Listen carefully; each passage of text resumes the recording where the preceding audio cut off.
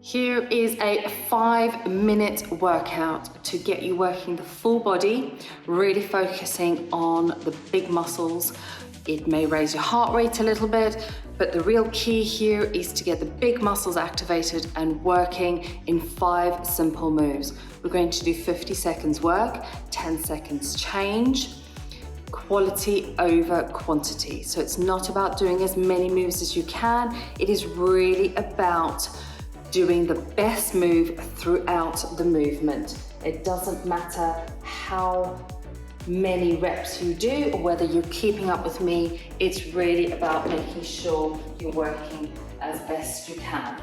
So the first exercise, lying on your back, arms are relaxed, feet are hip distance apart. You're driving your hips up towards the ceiling, really focusing in feeling it in your bottom. If it's more in your thighs or back of your thighs, try shifting your feet to a different position to get the feeling throughout the bottom. That upper body and shoulders need to be relaxed, just focusing through those glutes, keeping your hips up, driving towards the ceiling, making sure your bottom stays off the ground. You've got 10 more seconds on this move. And slowly bring it down. Roll to the side to come up nice and safely. Our next move is going to be a push-up. You're engaging that core. Your hands are in line with your chest and into a push-up. Perfect on your knees. If you need to make that a little bit easier, put yourself into a box, engage that core and press in a box, keeping it moving. Again, if you need to make it a little bit easier on your hips, on your joints, you can take it to the side of the sofa or onto the back of the chair to work through there. So wherever you're working on quality over quantity. 5 more seconds, breathing in towards the ground, out as you push away. Slowly coming up into standing. Our next position is going to be a squat. I recommend opening up those hips, toes out, and squatting like a sumo so that you've got more mobility through those hips. Again, your focus being through the bottom.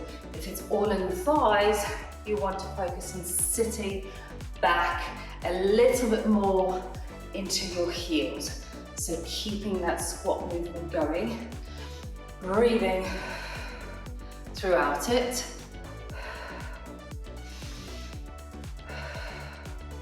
Really keeping the focus through those big muscles. If your knees are hurting, you want to address that by asking the questions and getting some advice, because it should all be within the big muscles that you're working.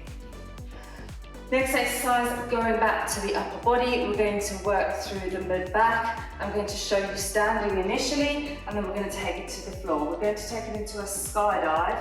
So this movement, you're keeping your shoulders as far from the ears as you can, and you're squeezing your shoulder blades together whilst keeping them down.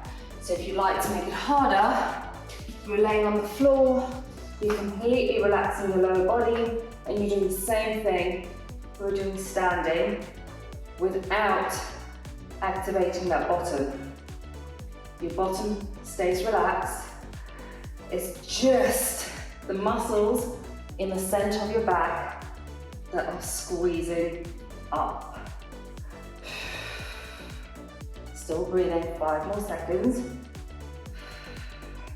Last one, squeezing that back, relax. Slowly pull yourself off the floor.